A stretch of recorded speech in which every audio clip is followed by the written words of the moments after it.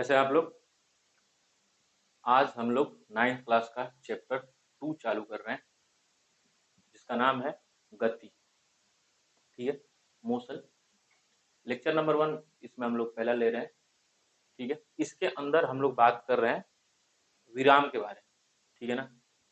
अगर हम लोग गति के बारे में अगर कोई चैप्टर हम लोग पढ़ने जा रहे हैं जैसे कि गति है, इसके अंदर पहले हम लोग ये जानेंगे कि गति क्या होता है, विराम क्या होता है, फिर आगे की तरफ बढ़ेंगे और उसकी वजह से अगर गति हो रही है तो उसकी वजह से क्या हमको मिलेगा, विराम में है तो उसकी वजह से हम लोगों को क्या क्या चीजें मिलेंगी।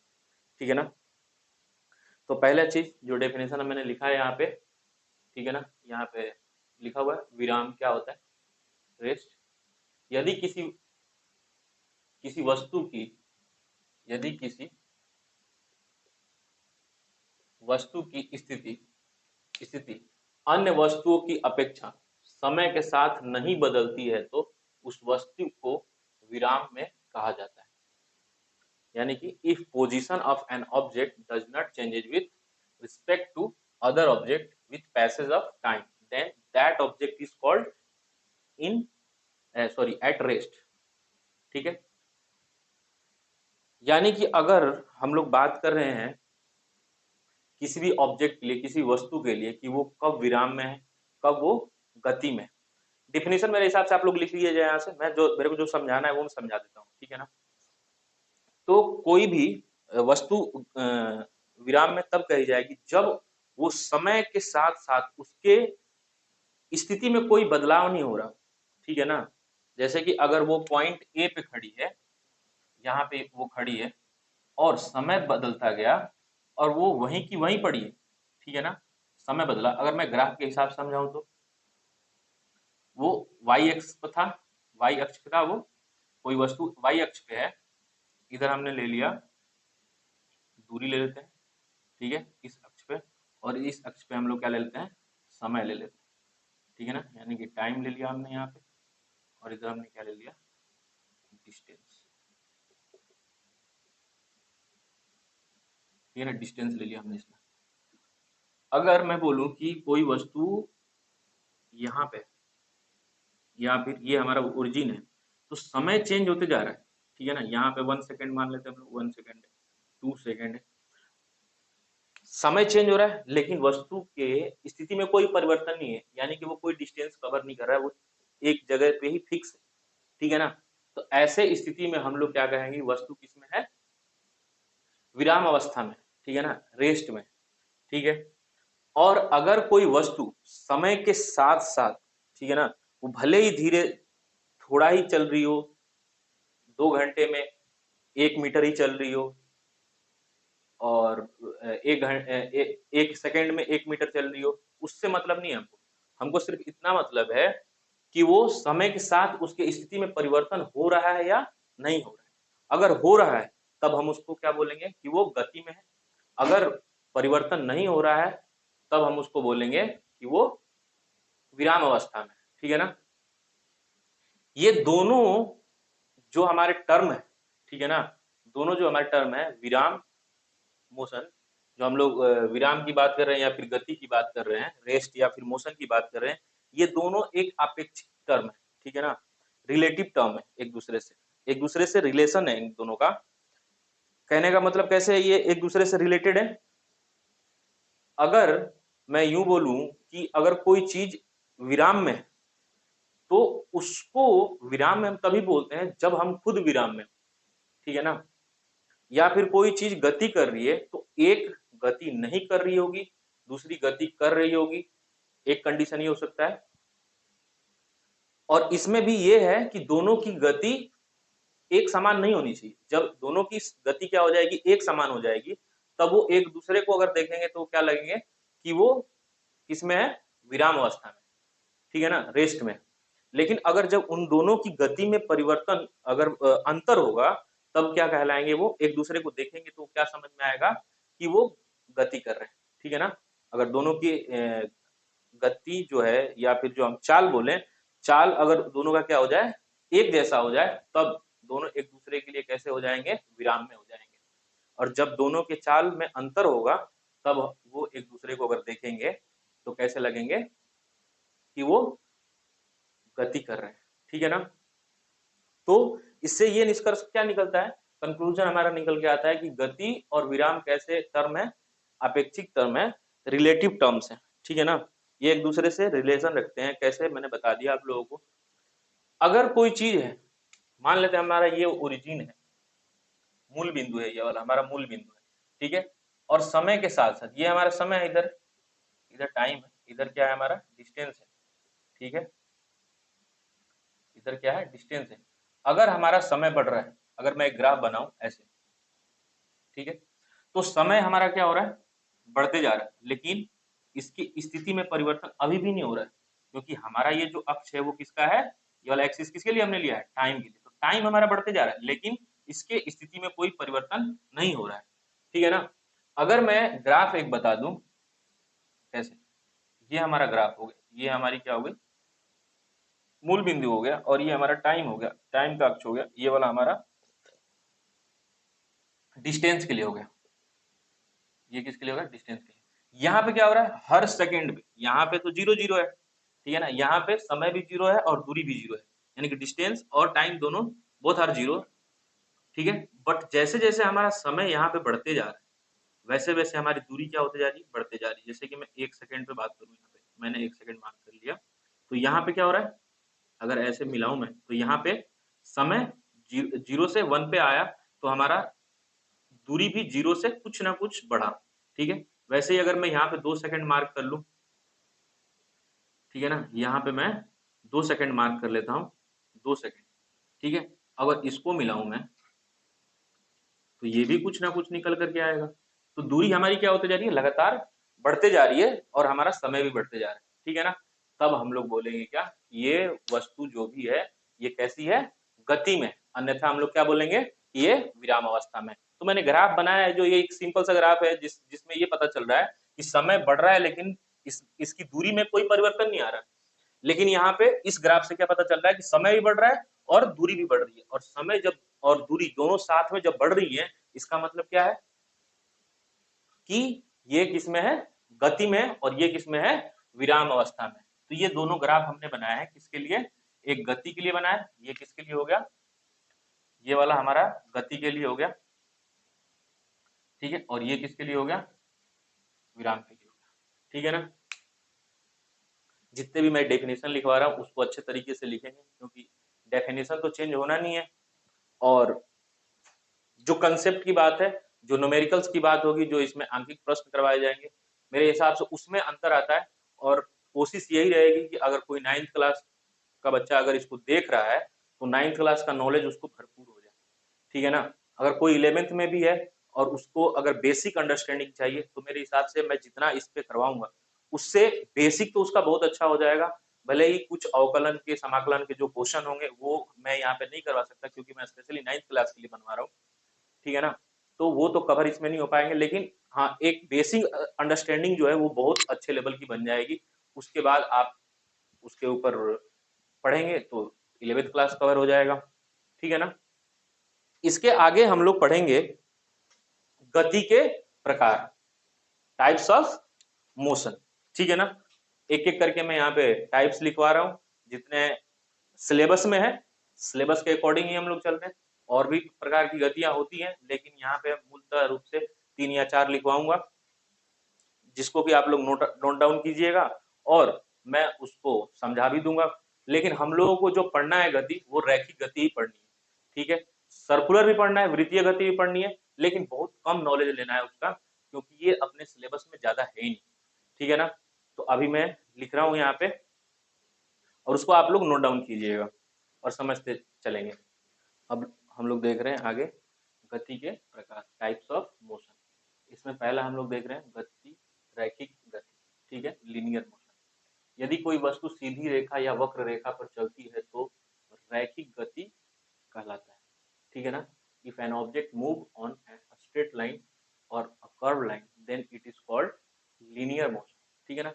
कोई भी वस्तु जब सीधी रेखा पे या वक्र रेखा पे गति कर रही होती, तब उसको हम लोग क्या बोलते हैं, रैखिक गति, ठीक है ना।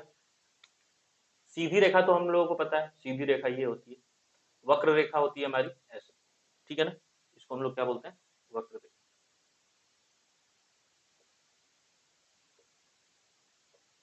कर्व्ड लाइन, ठीक है। इसके लिए एग्जांपल क्या हो जाएगा, अगर मैं एग्जांपल लूं तो हमारी जो हम जो साइकिल चलाते हैं या बस मोटरसाइकिल, ये सब जो ट्रेन, ये सब किस पे चलते हैं, रैखिक गति पे चलते हैं, ठीक है ना। तो ये रैखिक गति के एग्जाम्पल हो जाएंगे, ठीक है ना, क्योंकि एक सीधी रेखा में ये क्या कर रहे हैं, गति कर रहे हैं। अगर मैं कर्व लाइन के लिए या फिर वक्र के लिए मैं बात करूं तो मौत का कुआं का सबने देखा होगा, ठीक है ना। उसमें जो मोटरसाइकिल चलाते हैं वो कैसे चल रही होती है, कर्व लाइन में चल रही होती है, ठीक है ना। वो कैसे चल रही है, कर्व लाइन में चल रही है, ठीक है ना। उसके बाद हमारा दूसरा आता है वृत्तीय गति, ठीक है। वृत्तीय गति यानी कि सर्कुलर मोशन। इस गति के प्रकार में वस्तु वृत्तीय पथ पर चलती है, ठीक है ना। In this type of motion N object move on a circular path, ठीक है। इसमें क्या होगा, कोई भी वस्तु हमारी जो है वो किस पे चलेगी, सर्कुलर पाथ पे चलेगी। ये हमारा एक सर्कल मान लेते हैं जिसका रेडियस हमारा क्या हो गया, आर हो गया, त्रिज्या आर। इस पे कोई वस्तु क्या कर रही है, चल रही है, सर्कुलर मोशन कर रही है। तब ऐसे पथ पे जो चल रही है चीजें, ठीक है ना, इस पे जो गति हो रही है, ऐसे गति को हम लोग क्या बोलेंगे, वृत्तीय गति बोलेंगे, ठीक है।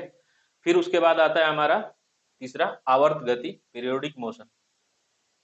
वह गति जो समान समय अंतराल के बाद स्वयं को दोहराती है, आवर्त गति कहलाती है, ठीक है। A motion that repeats itself after equal interval of time is called a periodic motion. इसमें क्या हो रहा है, अगर इसको हम लोग समझने की कोशिश करें तो इसमें क्या हो रहा है कि एक फिक्स टाइम के बाद, एक फिक्स समय के बाद, एक निश्चित समय के बाद क्या हो रही है, वहीं से फिर जहां से वो चली है कोई वस्तु, वहीं पे आके खड़ी हो जा रही है और फिर चलना चालू करी। जैसे हमारी घड़ी की सुई है, ठीक है ना, अगर 12 से चलना चालू कर रही है तो 1 घंटे के बाद जो मिनट वाली सुई है वो क्या करती है, 1 घंटे के बाद फिर से 12 पे आ जाती है, ठीक है ना।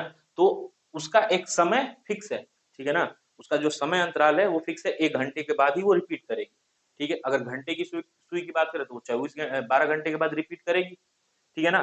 तो 12 घंटे के बाद रिपीट करिए तो वो समय अंतराल जो है वो फिक्स हो गया, एकदम निश्चित हो गया कि वो 12 घंटे के बाद ही आएगी या 1 घंटे के बाद ही आएगी वहां पे, ठीक है ना। तो ऐसे गति को हम लोग क्या बोलेंगे, आवर्त गति बोलेंगे, पीरियोडिक मोशन बोलेंगे, ठीक है ना। या फिर झूला तो नहीं बोल सकते हैं हम लोग, ठीक है, ये एग्जाम्पल काफी है। उसके बाद अब आगे हम लोग इसमें हमने देख लिया कि गति के प्रकार क्या होते हैं। इसमें और भी बहुत सारे प्रकार हो सकते हैं, ठीक है ना। जैसे कि हमारा ऑसिलेटरी मोशन हो गया, एसएचएम आ जाएगा जिसके अंदर, ठीक है, सिंपल हार्मोनिक मोशन हो जाएगा। फिर और भी गतियां आ जाएंगी, लेकिन अब हमारे सिलेबस में नहीं है तो इसके बारे में ज्यादा नहीं पढ़ते हुए हम लोग देखेंगे कि अगर कोई चीज अब गति कर रही है तो उसके वजह से अब क्या क्या प्रभाव होते हैं, या फिर उसकी वजह से क्या क्या हमारे पास निकल के आती है। अगर कोई चीज गति कर रही है तो हमारे पास दूरी आएगा, ठीक है ना। अगर कोई चीज गति कर रही है तो समय लगेगा, ठीक है ना। तो इनके बीच में रिलेशन निकल के आ जाएगा, इनके बीच का संबंध आ जाएगा, ठीक है ना। और उसके बाद हम लोग देखेंगे कि अगर कोई चीज गति कर रही है तो उसके लिए हम लोग, जैसे कि कोई चीज कोई वस्तु है वो सरल रेखा में गति कर रही है तो उसके लिए हमको क्या लेना पड़ेगा, पहले एक रेखा पे स्थित है तो उस पे हम लोग क्या करेंगे, हमको एक मूल बिंदु चूज करना पड़ेगा जिसके हिसाब से हम लोग बोलेंगे। जैसे मैं अगर बात करूं यहाँ पे, तो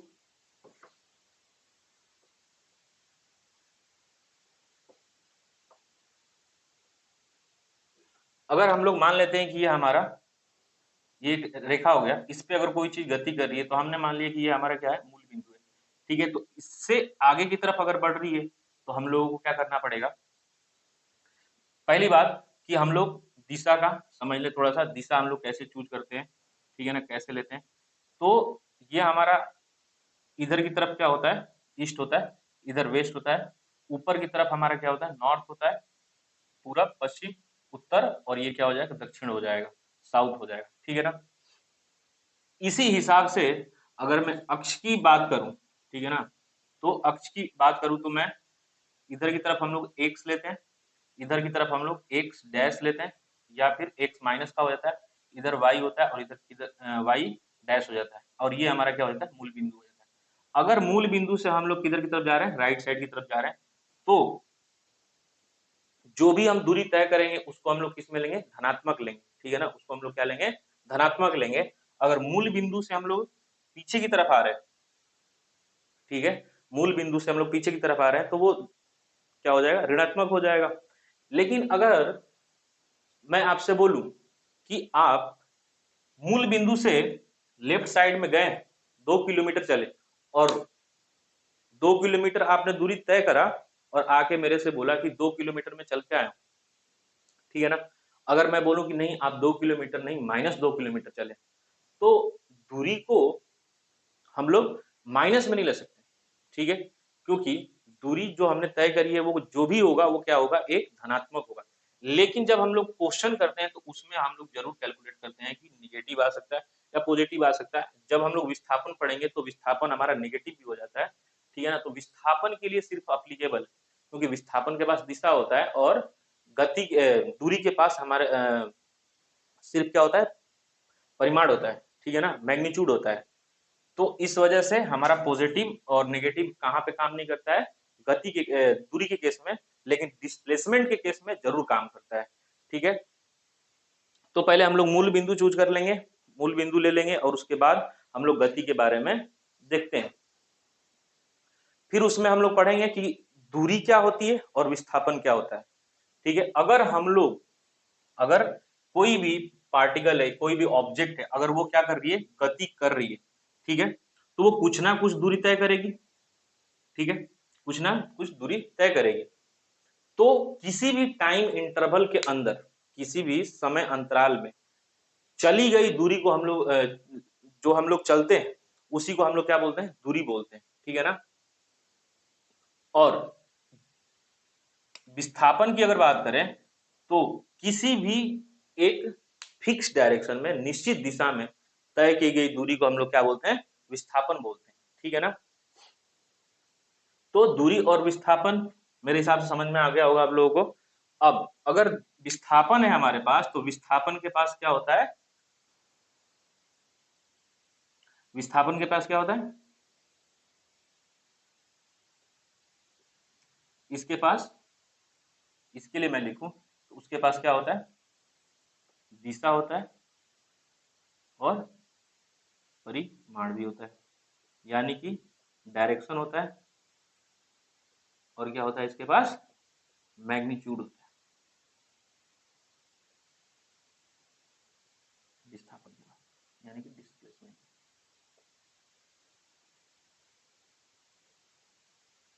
ठीक है ना। तो इसके पास क्या होगा, दिशा, डायरेक्शन और परिमाण हो गया। दूरी के पास क्या होता है, सिर्फ ये होता है, दूरी के पास क्या होता है,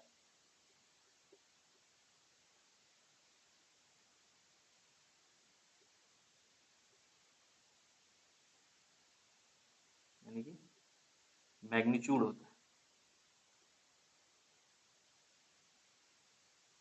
तो जब हम लोग विस्थापन की बात करते हैं, अच्छा विस्थापन का एक और एग्जांपल ले लेते हैं हम लोग, कि सबसे कम जो तय की गई दूरी होती है उसी को हम लोग विस्थापन कहते हैं, ठीक है ना।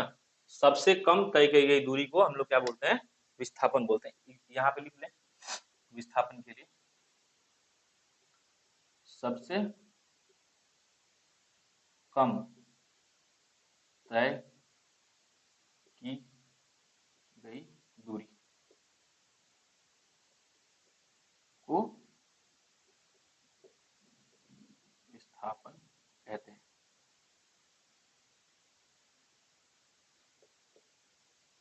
ठीक है ना। यानी कि shortest distance,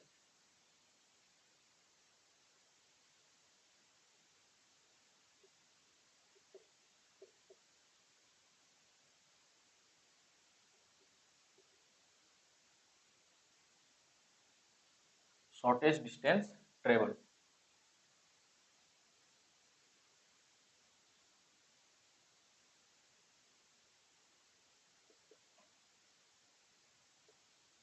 is called displacement,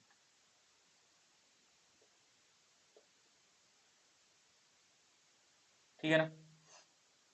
सबसे कम दूरी। जैसे कि अगर मैं बात करूं, अगर हमारे पास यहाँ जाने का रास्ता अलग अलग हो सकता है, ऐसे ऐसे हम लोग यहाँ से चलना चालू किए, यहाँ पे हमको आना है तो हो सकता है ऐसे आ जाए, फिर हो सकता है कि मैं ऐसे जा करके फिर ऐसे आ जाऊं। लेकिन जो विस्थापन होता है वो क्या होता है, सबसे कम दूरी होती है। तो सबसे कम दूरी क्या होगी, इस पॉइंट को और इस पॉइंट को मिलाने वाली एक सीधी रेखा होगी, ठीक है ना। इसी को हम लोग क्या बोलेंगे, विस्थापन बोलेंगे, ठीक है ना। तो एक रिलेशन निकल के आता है, ठीक है ना, हम लोगों के पास एक रिलेशन निकल के आता है किसके और किसके बीच में, विस्थापन और दूरी के बीच में। तो वो रिलेशन हम लोग देखते हैं कि वो कौन सी रिलेशन होती है, इन दोनों के बीच में क्या संबंध होता है।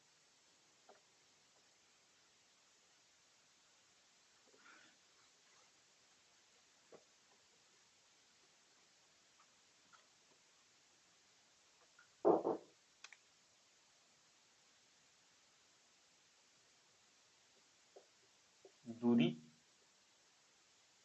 बड़ी या फिर बराबर हो सकती है विस्थापन, ठीक है ना। मैंने इसको मॉड के अंदर डाला है, इसके परिमाण को निकाल रहे हैं। मैंने बताया था ये एक अलग राशि है, अभी मैं बताऊंगा आप लोगों को। दो तरीके की राशियां होती है, हमारी भौतिक राशियों को भी दो तरीके से बांटा गया है, जिनके पास दिशा और परिमाण होता है और जिनके पास सिर्फ और सिर्फ परिमाण होता है, ठीक है ना। उसके आधार पे भौतिक राशियों को दो तरीके में बांटा गया है। जैसे कि एक पहला हमारा हो जाएगा सदिश राशि और दूसरी क्या हो जाएंगी, अदिश राशि, यानी कि वेक्टर क्वांटिटी और एक स्केलर क्वांटिटी। तो उसके बारे में बात करेंगे, लेकिन अभी इनके बीच के रिलेशन की बात कर लेते हैं। जो विस्थापन होता है वो क्या होता है, दूरी से छोटा या फिर उसके बराबर हो सकता है। कैसे, अगर मेरे को इस पॉइंट और इस पॉइंट यहां से मैं चलना चालू करूं ए से, और बी पे हमको पहुंचना है, तो हमारे पास कई रास्ते हो सकते हैं जाने के, ऐसे ऐसे, ठीक है ना। लेकिन मैं विस्थापन की बात कर रहा हूं तो सबसे कम दूरी यही हुई, ठीक है ना। इस केस में इसको अगर हम लोग इस फोटो को देखें, ठीक है ना, यहां से इस डायग्राम को देखें, तो हमको समझ में आ रहा है कि दूरी ये वाली क्या है, हमारी दूरी है, ये भी दूरी है, और ये हमारा क्या है, विस्थापन यानी कि डिस्प्लेसमेंट। यहाँ पे जो डिस्प्लेसमेंट है अगर आप लोग देखें तो समझ में आ जाएगा कि नहीं, विस्थापन हमारा क्या होगा, हमेशा छोटा हो सकता है या फिर उस दूरी के बराबर हो सकता है। अगर मैं दूरी भी इसी पे ले लूं तो दूरी और विस्थापन क्या हो जाएंगे, एक जैसे हो जाएंगे। या फिर मैं ये बोल दूं कि इधर से जाने का और इधर से जाने का रास्ता ही नहीं हमारे पास, हमारे पास सिर्फ और सिर्फ यही रास्ता हो, तो इस केस में दूरी और विस्थापन क्या हो जाएंगे, बराबर हो जाएंगे। कहने का मतलब क्या है, ये हमारे पास एक रोड है, ठीक है, यही हमारे पास एक रोड है, इसके इधर और इधर हम लोग जा ही नहीं सकते। तो जब भी हमको ए से बी के पास जाना हो, ए से बी तक जाना हो, तो यही और सिर्फ यही रास्ता है हमारे पास, ठीक है ना, वन वे, ठीक है ना। तो अगर यहां से अगर हम लोग यहाँ पे जा रहे हैं तो सिर्फ एक रास्ता है, इस केस में हमारा दूरी और विस्थापन क्या हो जाएंगे, बराबर हो जाएंगे। और इसके अलावा अगर हमारे पास रास्ते हैं जाने के, अगर और भी रास्ते हो सकते हैं जाने के, तो उस केस में हमारा क्या होगा, दूरी बड़ा हो जाएगा विस्थापन से। तो मेरे हिसाब से दूरी और विस्थापन के बीच का जो ये संबंध है अच्छे से समझ में आया होगा। ये जो मैंने लगाया है इसको मॉड बोलते हैं, ठीक है। मॉड यानी कि इससे जो भी चीज निकल के आती है वो कैसी आती है, एक संख्या आती है, संख्या आती है, ठीक है ना, संख्या आती है। अभी ये संख्या नहीं है, ठीक है ना, इसके पास क्या है, एक नंबर भी है, परिमाण भी, और इसके पास एक डायरेक्शन भी है। अगर कोई चीज जिसके पास परिमाण भी है और उसके पास क्या है, दिशा भी है, उसको हम सिर्फ एक परिमाण वाले के साथ कैसे कंपेयर कर सकते हैं, कैसे उसकी तुलना कर सकते हैं, इसलिए ये एक मॉड आ जाता है, ठीक है। आगे अब हम लोग देखेंगे विस्थापन के बारे में, अच्छे से समझेंगे। मेरे हिसाब से दूरी समझ में आ गया होगा, ठीक है। दूरी को नापने के लिए गाड़ियों में जो यंत्र लगा होता है वो ऑडोमीटर होता है, ठीक है। गाड़ियों के अंदर जो देखा होगा आपने, एक मीटर लगा होता है जिससे हम लोगों की गाड़ियों के अंदर एक रीडिंग आती है जो बताता है कि आप 5 किलोमीटर चल गए, 10 किलोमीटर, 1000 किलोमीटर जो चल गए। वो जो मशीन होती है, जो डिवाइस यंत्र होता है, उसको हम लोग क्या बोलते हैं, ऑडोमीटर, जिससे हम लोग दूरी मापते हैं, ठीक है। अगला अब हम लोग देखेंगे डिस्प्लेसमेंट के बारे में। तो डिस्प्लेसमेंट की अगर मैं बात करूं, ठीक है, दूरी समझ में आ गया होगा, विस्थापन की बात कर रहा हूं मैं थोड़ा सा, क्योंकि ये थोड़ा सा क्रिटिकल है, इसको समझना बहुत ज्यादा जरूरी है। तो विस्थापन की अगर मैं बात कर रहा हूं तो विस्थापन, मैं 3 कंडीशन लिख रहा हूं, इन तीनों कंडीशनों को मैं चित्र के हिसाब से समझाऊंगा, फिगर बना बना कर समझाऊंगा, मेरे हिसाब से समझ में आ जाना चाहिए। मैं बोल रहा हूं कि विस्थापन 0 से छोटा हो सकता है, 0 से बड़ा हो सकता है और 0 के बराबर भी हो सकता है। ये 3 कंडीशन है हमारे पास, ठीक है ना, 3 संभावनाएं हैं, ठीक है। ये तीनों को हम लोग देखते हैं एक एक करके। पहला, 0 से छोटा कब होगा? अगर कोई वस्तु, ठीक है, या फिर कोई गाड़ी क्या हो, ये हमारा मूल बिंदु है, मूल बिंदु से हम लोग यहां से चलना चालू कर रहे हैं, इधर की तरफ गए 5 किलोमीटर, ठीक है, फिर वापस हम लोग इसी रास्ते पे आ गए इस पॉइंट से और इधर की तरफ चले गए 1 किलोमीटर, ठीक है ना। इस केस में जहां पे हम खड़े थे उसके किधर चले गए हम लोग? लेफ्ट साइड में चले गए, ठीक है ना। या फिर यूं बोलूं तो मूल बिंदु से हम लोग किधर की तरफ आ गए? लेफ्ट साइड में आ गए, और इधर हम लोग तो नेगेटिव लेते हैं, जो हमारा एक्स होता है वो कैसा होता है? नेगेटिव होता है। एक और चीज, दूरी को हम लोग एक्स से सूचित करते हैं, इसका मात्रक जो होगा, पिछले वीडियो में मैंने आप लोगों को बताया था मात्रक निकालना, तो मात्रक हमारा क्या हो जाएगा? दूरी को हम लोग एक से सूचित करते हैं, ठीक है ना। इसका मात्रक ये किसमें मापा जाएगा? लंबाई में, लंबाई है, दूरी क्या है? एक लंबाई है, तो लंबाई को हम लोग किसमें नापते हैं? मीटर में, तो इसका मात्रक क्या हो जाएगा? मीटर या सेंटीमीटर, ऐसे छोटे छोटे करते जाएंगे, किलोमीटर भी हो जाएगा। ये सब क्या है? अलग अलग टाइप के, तो ये केजी ना होकर के किलोमीटर होगा। विस्थापन के लिए भी अगर हम लोग मात्रक की बात करें तो इसका भी मात्रक सेम होता है, और इसको हम लोग एक के ऊपर एक तीर बना करके दिखाते हैं, एक एरो बना करके दिखाते हैं, क्योंकि इसके पास क्या है? दिशा है। ये जो हमारा तीर है, ठीक है, ये क्या दिखाता है? दिशा बताता है। जो तीर है वो क्या बताता है? दिशा दिखाता है, ठीक है ना, दिशा दिखाता है कि ये किधर की तरफ हम लोग चल रहे हैं, ठीक है। और इसका भी मात्रक क्या हो जाएगा? इसका भी मात्रक हो जाएगा मीटर, ठीक है, किलोमीटर मीटर। अब यहाँ पे आ जाते हैं हम लोग, तो हमने मूल बिंदु से किधर की तरफ हम चले हैं? नेगेटिव एक्स एक्सिस के साथ, नेगेटिव एक्स एक्सिस की तरफ चले हैं, तो इस वजह से हमारा जो डिस्प्लेसमेंट आएगा वो क्या हो जाएगा? जीरो के, जीरो से छोटा आ जाएगा, ठीक है ना। अब दूसरा केस, यहाँ पे क्या होगा? जो हमारा डिस्प्लेसमेंट होगा वो क्या हो जाएगा? जीरो से छोटा। अगर मैं बोलूं कि कोई वस्तु है जो कि मूल बिंदु से सिर्फ इधर की तरफ ही जा रही है और यहाँ पे जाकर के क्या हो जा रही है? खड़ी हो जा रही है, तो इस केस में हमारा क्या होगा? जो डिस्प्लेसमेंट निकल के आएगा, जो डिस्प्लेसमेंट होगा वो क्या होगा? जीरो, क्योंकि हमारा जो इधर की तरफ एक्स अक्ष है मूल बिंदु से किधर की तरफ है? राइट साइड में है, और राइट साइड में होने की वजह से हमारा जो एक्स होगा वो क्या होगा?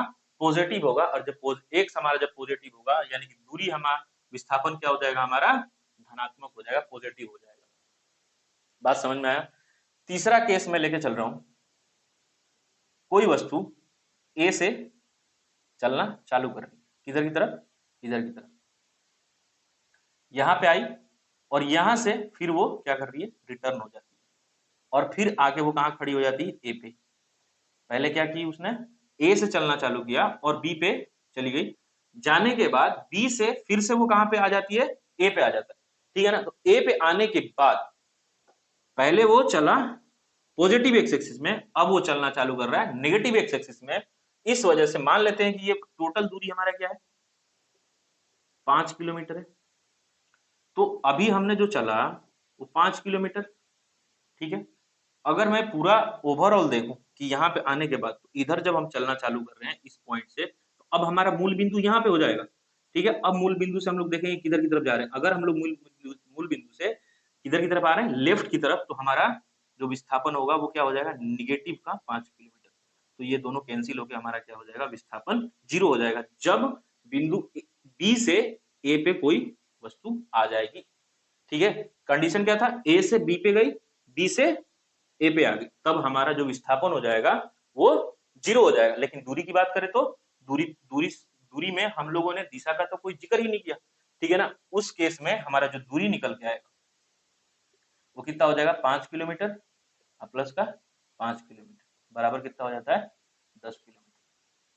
मैंने अभी बताया ओडोमीटर होता है गाड़ियों में, जो कि क्या बताता है, दूरी बताता है। मैंने ये तो नहीं बोला कि उसमें क्या होता है, ओडोमीटर होता है जो कि क्या करता है, विस्थापन को नापता है। अगर विस्थापन को नापता और आप क्या करते, आप अपने घर से 50 किलोमीटर जाते और फिर से अपने घर पे आ जाते, तो वो क्या दिखाता, जीरो दिखाता, रीडिंग क्या दिखाता, जीरो दिखाता। लेकिन उसमें ऑडोमीटर जो लगा है वो क्या नापता है, दूरी नापता है। इस वजह से आप 50 किलोमीटर गए, उसको भी रीडिंग किया, और जो आते वक्त आपने जो 50 किलोमीटर चलाया, तो 50 + 50 कितना हो जाता है, 100, ठीक है। जिसकी वजह से आपकी रीडिंग ऑडोमीटर में क्या निकल के आएगी, 100 किलोमीटर की। समझ में आया बात। तो यहाँ पे विस्थापन और दूरी मैंने बता दिया आपको, ठीक है। विस्थापन जीरो कब होता है, विस्थापन जीरो से बड़ा कब होता है, सॉरी, विस्थापन जीरो से छोटा कब होता है, विस्थापन जीरो से बड़ा कब होता है, और जीरो के बराबर कब होता है। ये तीनों कंडीशन मैंने आप लोगों को समझा दिया है, ठीक है। इसके आगे अब हम लोग देखेंगे राशियां, ठीक है। जो भौतिक राशियां हमारी, उसको हम लोग कैसे बांट रहे हैं सदिश और अदिश राशियों के रूप में, ठीक है। उस पर अब हम लोग डिस्कशन करेंगे, उसका डेफिनेशन लिखेंगे प्रॉपर, क्योंकि वो भी बहुत अच्छा कंसेप्ट है। इसको समझते हुए हम लोग आगे की तरफ बढ़ेंगे, ठीक है।